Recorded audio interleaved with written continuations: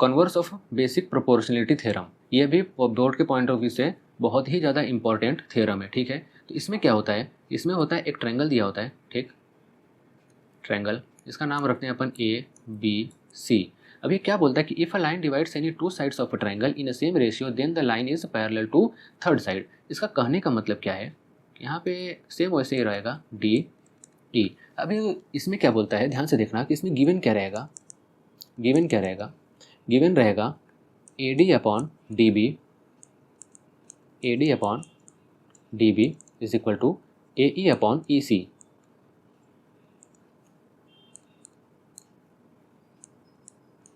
ए E upon E C, ठीक है, ये गिवन है।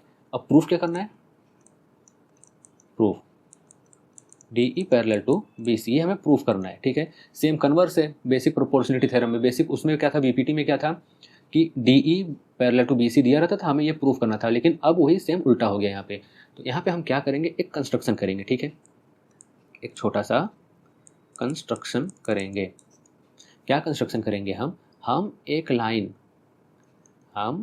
लाइन जो है ड्रॉ करेंगे एफ के नाम से, ठीक है। और जो हमने डी एफ ये क्या किया है, D F parallel to B C, हमने जो डी एफ लाइन बनाया है डी एफ बी सी के पैरेलल बनाया। देखो देख के तो लगता ही नहीं, क्योंकि डी एफ देखो तिरछा जा रहा है, ठीक है, तो देख के लगता ही नहीं है कि भाई ये डी एफ जो है और ये बी सी पैरेलल है, ठीक। लेकिन हमने कंस्ट्रक्शन किया, हमने जस्ट एक माना हुआ है, क्लियर हुआ है चीज़, कि हमने ये चीज़ माना है। तो अभी एक चीज़ फिर से करता हूँ कि ये ट्रायंगल को मैं फिर से बना देता हूँ, ठीक है, ए बी सी। अभी अलग से मत बनाना भाई एग्जाम में। तो हमने क्या कंस्ट्रक्शन किया, मैं खाली कंस्ट्रक्शन के बेसिस पे बात कर रहा हूँ, डी और एफ, ठीक है, ये D F parallel to B C है, ठीक। तो ऐसे कंडीशन में क्या होता है, ठीक है, ध्यान से देखना कि D F parallel to B C, D F parallel to B C, तो अकॉर्डिंग टू बीपीटी में हमने क्या पढ़ा था, अगर दो लाइन पैरेलल होते हैं तो उनके साइड्स के रेशियो जो होते हैं वो सेम होते हैं। तो हमने क्या पढ़ा था, A D upon D B is equal to A F upon F C, ठीक, इक्वेशन नंबर 1 ये अपन ने पढ़ा था। अभी एक चीज़ और ध्यान दोगे तो ये कहाँ से आया, ध्यान देना, A D upon D B is equal to A E upon E C, ठीक, ध्यान दिए ये चीज़, ये कहाँ से आया, ये वाला इक्वेशन कहाँ से आया, गिवन में है, ठीक है, ये है गिवन, ठीक है। इसको करते हैं इक्वेशन नंबर 2, ये गिवन में है, A D upon D B is equal to A E upon E C. तो अगर मैं ध्यान से देखूँ तो फ्रॉम 1 and 2 अगर मैं करूँ तो ये दोनों इक्वेशन को कंपेयर करोगे, देखो इनका लेफ्ट हैंड साइड सेम है, A D upon D B, A D upon D B. अगर लेफ्ट हैंड साइड सेम है तो राइट हैंड साइड भी सेम हो जाएगा। तो क्या हो जाएगा, A F upon F C is equal to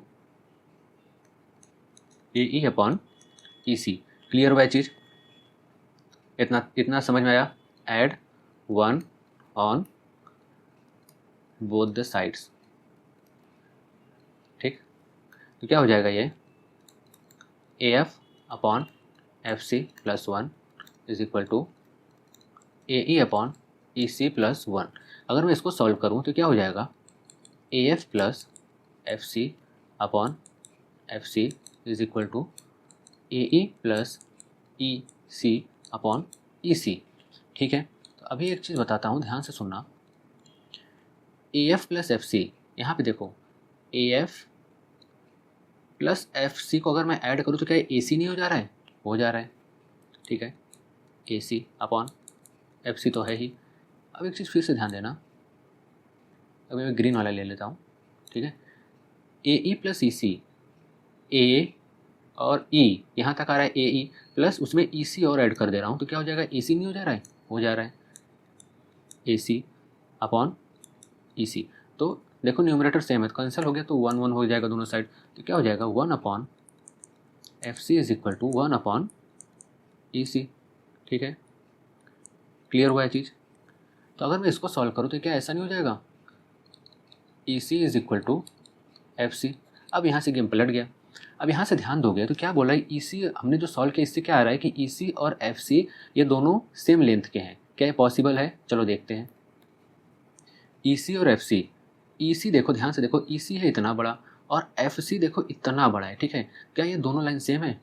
नहीं, बट हमने जो सॉल्व किया, यहाँ जो सॉल्व किया, सॉल्व करने से क्या पता चला कि दोनों लाइन सेम है। अगर ये दोनों लाइन सेम है, लेकिन हमें तो लग नहीं रहा है कि दोनों लाइन सेम है भाई, ई सी छोटा है और एफ सी बड़ा है, लेकिन प्रूफ जो हमने यहाँ पे सॉल्व करके निकाला इससे तो पता चला है कि दोनों लाइन सेम है। तो हमें क्या करना पड़ेगा, इसका मतलब क्या है कि हमने जो ये डी एफ कंस्ट्रक्शन किया था, ये डी एफ का कंस्ट्रक्शन हमारा रॉन्ग कंस्ट्रक्शन है। तो हम क्या करेंगे कि एफ को उठा के वापस से ई पे रख देंगे, तो क्या ये दोनों लाइन सेम हो जाएंगे? चलो देखते हैं। अगर मैं यहाँ पे एक डायग्राम फिर से बना दूँ, ठीक है, ऐसा था कुछ ये,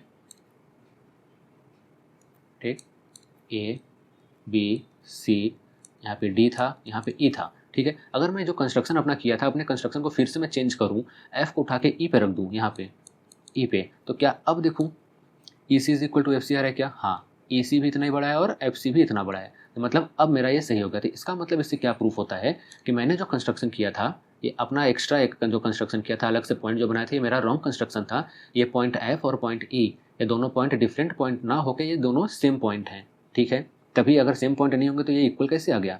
therefore point E and F both are same point. Therefore अगर जब ये दोनों सेम पॉइंट हो गए, therefore B E parallel to B C, ठीक है, क्लियर हो गया, हेंस प्रूव्ड। आई होप कि ये समझ में आ गया होगा। और जिसको ये स्टेप नहीं समझ में आया, कौन सा स्टेप, अगर जिसको ये स्टेप नहीं समझ में आया तो उसको अगर कमेंट करोगे तो मैं फिर से उसे समझा दूंगा। समझ में आई बात?